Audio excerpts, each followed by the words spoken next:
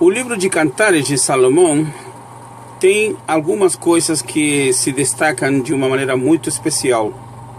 A sua forma literal mostra um relacionamento entre um homem e uma mulher, um rei que se apaixona por uma mulher do campo, uma pastora, uma mulher que cuida de um rebanho, mas também em divisão de trabalho, de tarefas, ela também está cuidando da vinha dos irmãos, e por cuidar das ovelhas e da vinha dos irmãos, ela se esquece da sua própria vinha.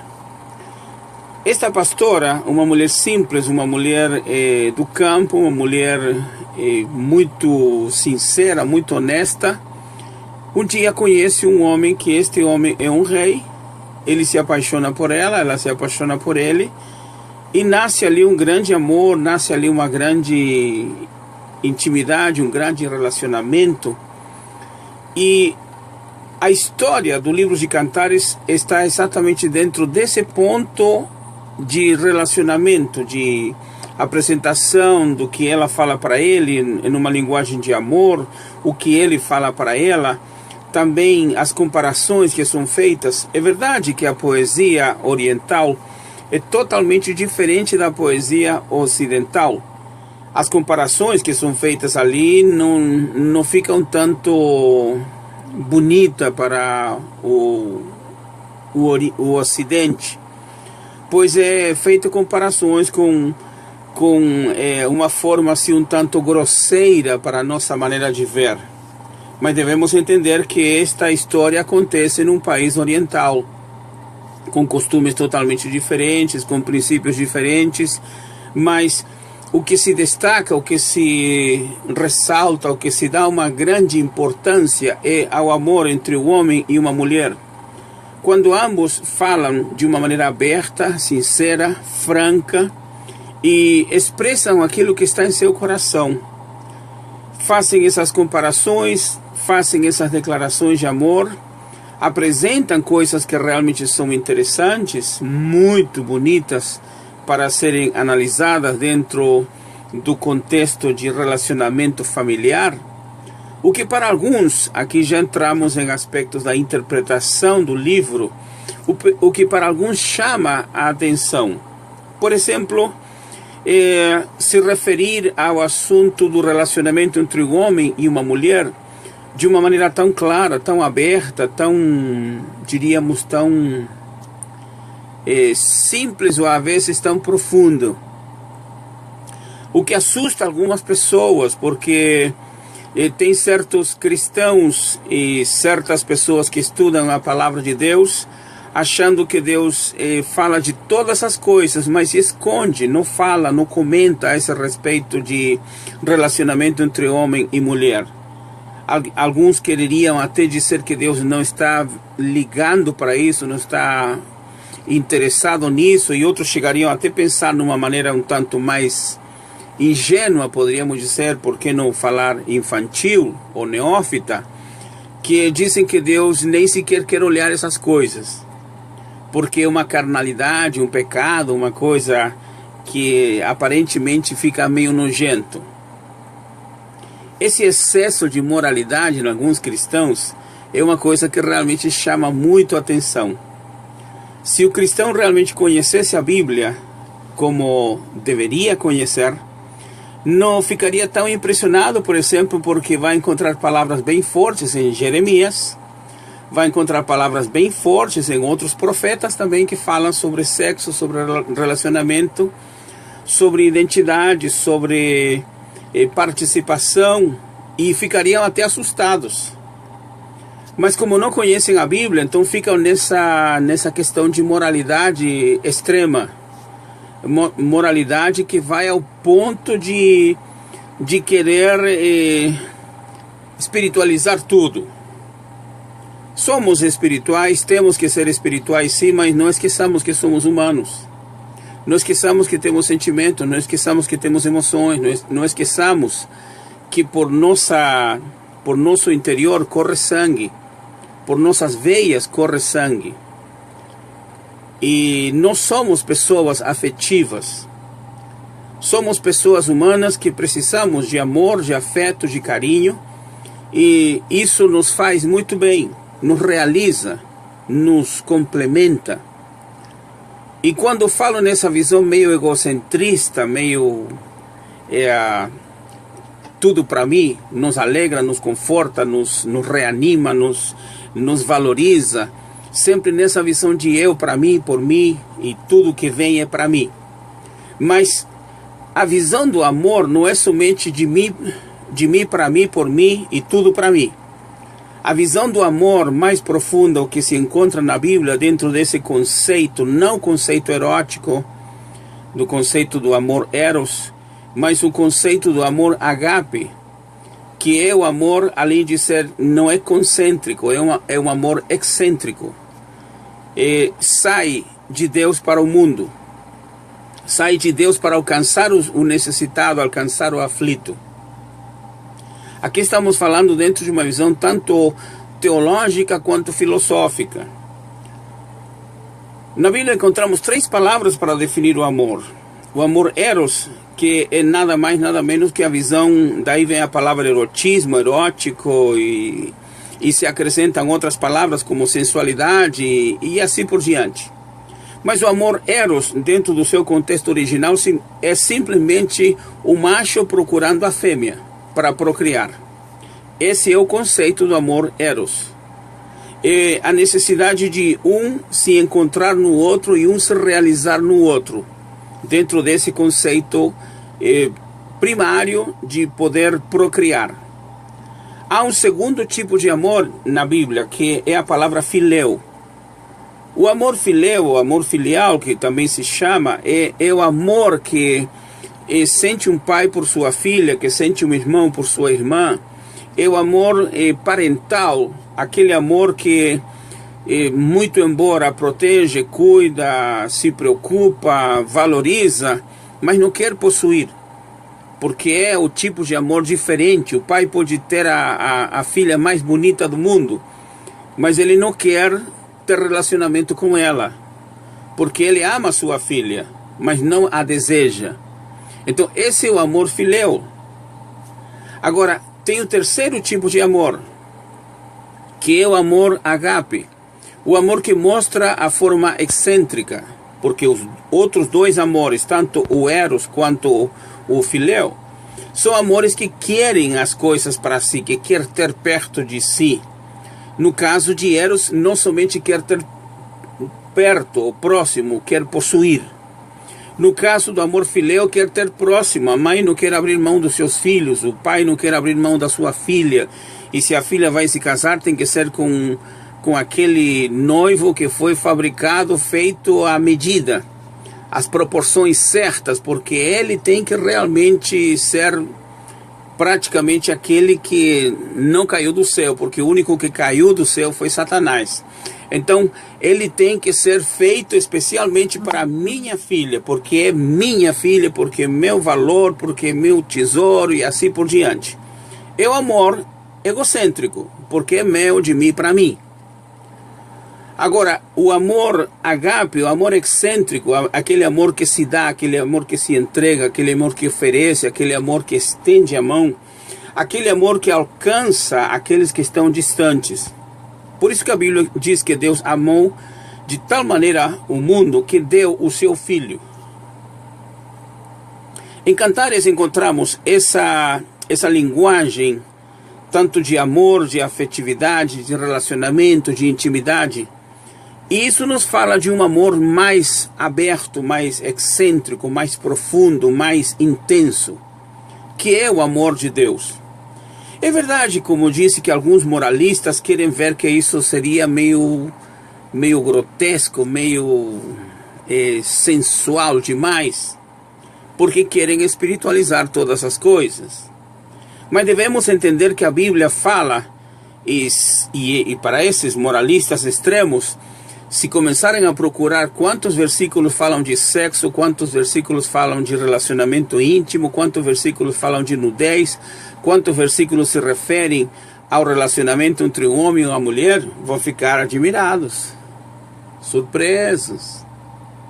Mesmo no Antigo Testamento. Você sabe que no Antigo Testamento a palavra fé, F-E, aparece só uma vez no Antigo Testamento? Alguém diria, pastor, então não tem fé no Antigo Testamento? Não, não é que não tenha fé. O que o Antigo Testamento associa por fé é a palavra confiança, fidelidade, dependência, esperar com paciência, acreditar. São essas palavras e verbos que vão reforçar aquilo que realmente significa a fé. Então, e aí esses moralistas extremos vão ficar admirados de ver que enquanto existe uma palavra para fé, existem pelo menos umas 50 palavras ou 50 versículos que falam sobre relacionamento, sobre intimidade, sobre sexo, sobre nudez, sobre descrever uma mulher nua, sobre descrever o desejar uma mulher, sobre descrever partes do corpo da mulher. E não é questão de erotismo, nem sensualidade, está escrito na Bíblia, para que todo mundo possa ler. Então, alguns atacam o livro de Cantares, achando que Cantares é um livro que realmente não é tão espiritual.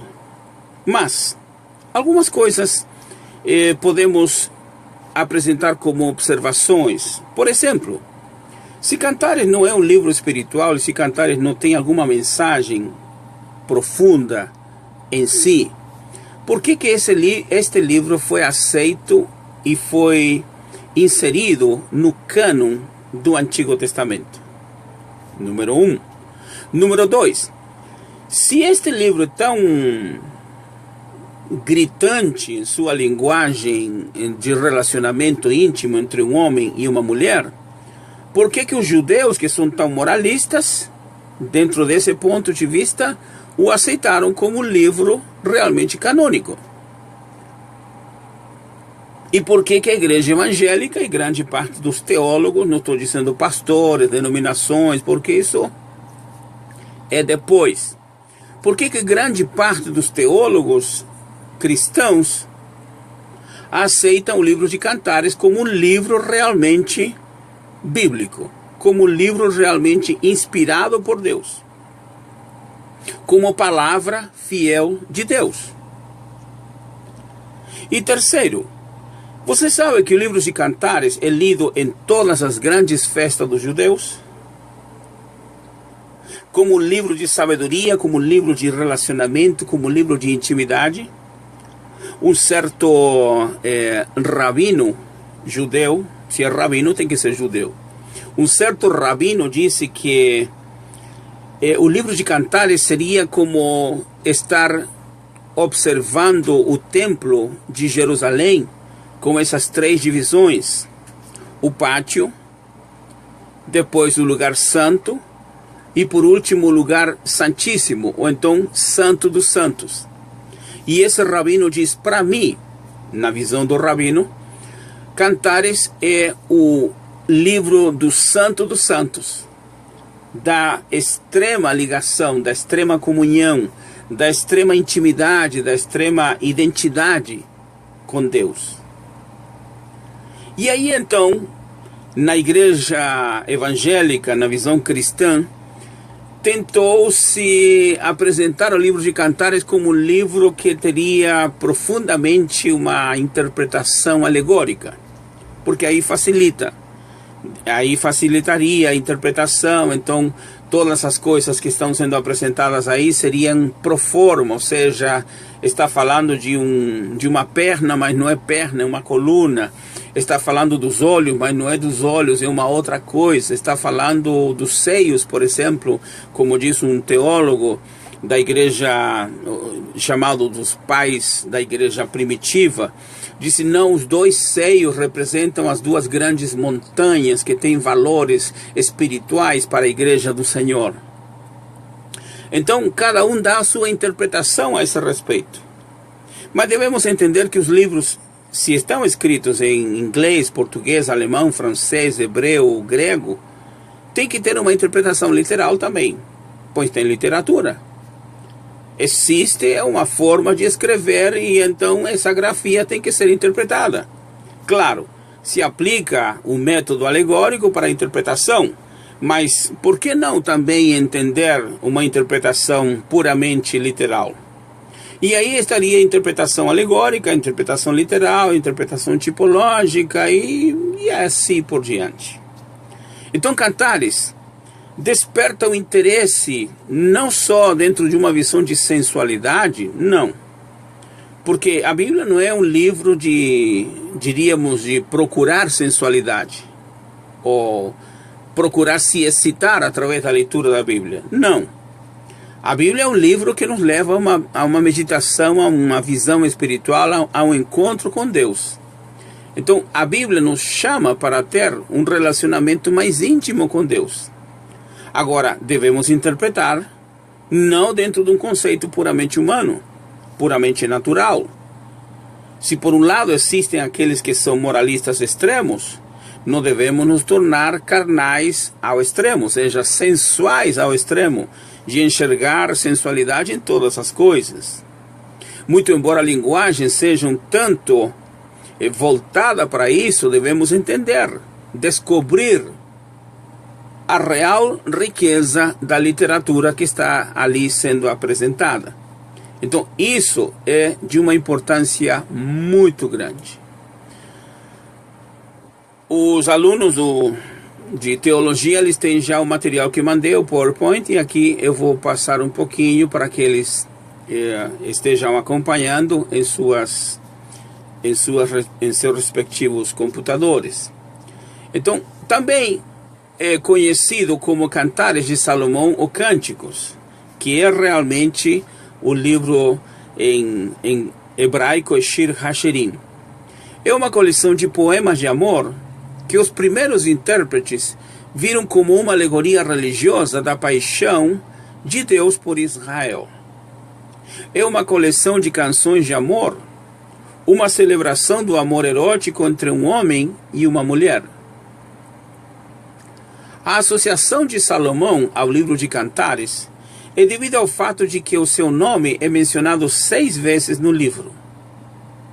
Na maioria das vezes, o alto-falante é uma mulher, às vezes dirigindo-se ao amado diretamente, às vezes dirigindo-se e falando com as filhas de Jerusalém. Grandes interpretações modernas na visão de Cantares. Em primeiro lugar, alguns dizem que é um drama com 2 ou 3 caracteres principais. Estes caracteres podiam ser vistos como personagens, intérpretes, aqueles que se destacam em grande parte. Segundo, Cantares seria um ciclo de canções de casamento, portanto seria colocado numa visão simplesmente de cântico, como está falando o próprio título do livro, Shir HaShirim, Cântico dos Cânticos. Em terceiro lugar, também se fala que Cantares seria um único poema de amor, que estaria falando de um só relacionamento, de uma só situação e de um só momento. E em quarto lugar, seria uma coleção de poemas de amor, uma coletânea de poemas que foram ajuntados, e aí então surgiu o livro de Cantares. São essas as formas das interpretações modernas que são dadas ao livro de Cantares. E algumas perguntas aparecem, por exemplo, por que Cantares é o livro da Bíblia quando ele nem sequer menciona a Deus? Essa é uma interrogação que muitas pessoas fazem em relação a Cantares. Algumas pessoas pensam que até mesmo a sua linguagem do amor e da sexualidade são inadequados para um livro sagrado. Mas os judeus e cristãos decidiram incluí-lo em suas respectivas Bíblias e reconheceram que Deus projetou o amor humano como um vínculo poderoso e santo. Naturalmente, esse relacionamento entre o homem e uma mulher que a Bíblia apresenta é o relacionamento do casamento, com a bênção de Deus. Intérpretes, no início do livro, viram o trabalho como uma alegoria religiosa. Para ambos, judeus e cristãos, a noiva e o amor mútuo do noivo era uma imagem do amor de Deus e a devoção apaixonada de Deus por Israel, no caso dos judeus. Já no caso dos cristãos, eles veem esta figura do amor como sendo o amor de Cristo por sua noiva, que é a igreja do Senhor. A noiva deseja estar mais próxima do noivo, como o selo do nome que ele usa numa corda em volta do pescoço, descansando assim então em seu coração, ou estando mais próxima do seu coração. Ela seria um com ele, como ele também é um com ela. Nesta passagem, ouvimos um tributo bem conhecido para o poder do amor. Em Cantares, capítulo 8, versículo 6, diz: põe-me como selo em teu coração, como selo sobre o teu braço, porque o amor é forte como a morte, e a paixão feroz como a sepultura. Aqui temos, de verdade, metáforas que são interessantes em uma visão de análise. O amor pode vencer a morte. Esta é a sabedoria que nos ofereceu Cantares. O escritor do livro é o rei Salomão. Ele escreveu muitas canções. Primeiro livro de Reis, capítulo 4, verso 32, diz que ele falou 3.000 provérbios e foram ao todo 1.005 canções ou cânticos que ele fez. Portanto, todo o livro de Cantares é um belo poema. Cantares é um diálogo entre dois personagens principais. O primeiro, a Sulamita, a menina palestina, e o segundo é o amado. A Sulamita representa a alma humana ou a igreja como um todo. O amado representa a Cristo. Características especiais no livro de Cantares. Este livro é muito profundo. Ele nos revela a profundidade da filantropia de Deus, o amor pela humanidade. Ele retrata o quanto Deus procura pela alma do homem e se oferece para ele. É uma ligação entre o Senhor e sua noiva, entre o amado e sua igreja, entre Cristo e a alma humana.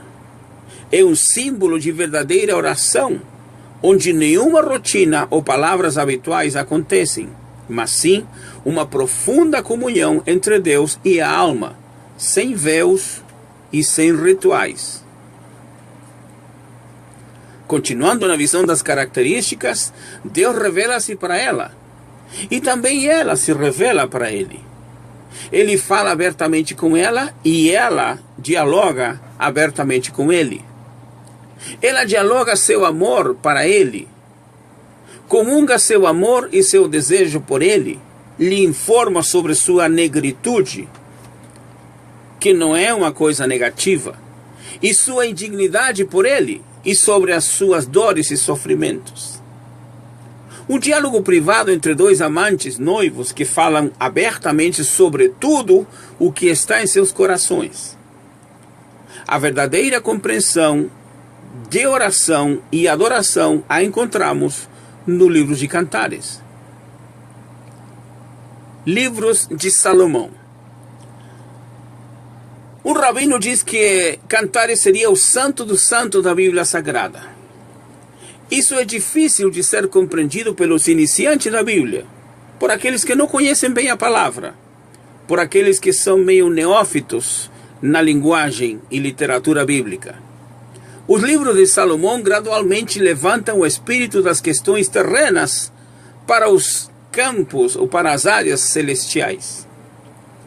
O livro dos Provérbios é apresentado às crianças, ou então aos novos convertidos na fé, pois elas podem entender a sua necessidade de alcançar a sabedoria. O Senhor Jesus Cristo nesta vida, para não se desviar, para conhecer a sabedoria e a instrução, para perceber as palavras de inteligência, para receber a instrução da sabedoria, a justiça, juízo e equidade, como está em Provérbios capítulo 1, versos 2 e 3. No livro de Eclesiastes, após a morte, procurar a sabedoria, o escritor descobre a única verdade sobre a pequenez do mundo e conclui: tudo é vaidade e aflição de espírito. Está escrito em Eclesiastes capítulo 1, verso 14. E em Cantares, o crente percebe que não é suficiente para rejeitar o mundo e livrar o coração de seus desejos, mas ele agora deve preenchê-lo com Cristo. E diz: meu amado é meu e eu sou dele. Cantares 2 e 16. E em Cantares 8, versos 6 e 7, está escrito: põe-me como selo sobre o teu coração, como selo sobre o teu braço, porque o amor é forte como a morte, o ciúme é cruel como o Seol, a sua chama é chama de fogo, verdadeira labareda do Senhor. As muitas águas não podem apagar o amor, nem os rios afogá-lo. Se alguém oferecesse todos os bens de sua casa pelo seu amor, seria de todo desprezado.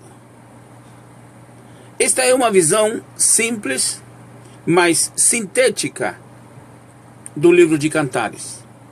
Que Deus abençoe os irmãos. Dentro de 15 a 20 minutos estarei com a segunda parte.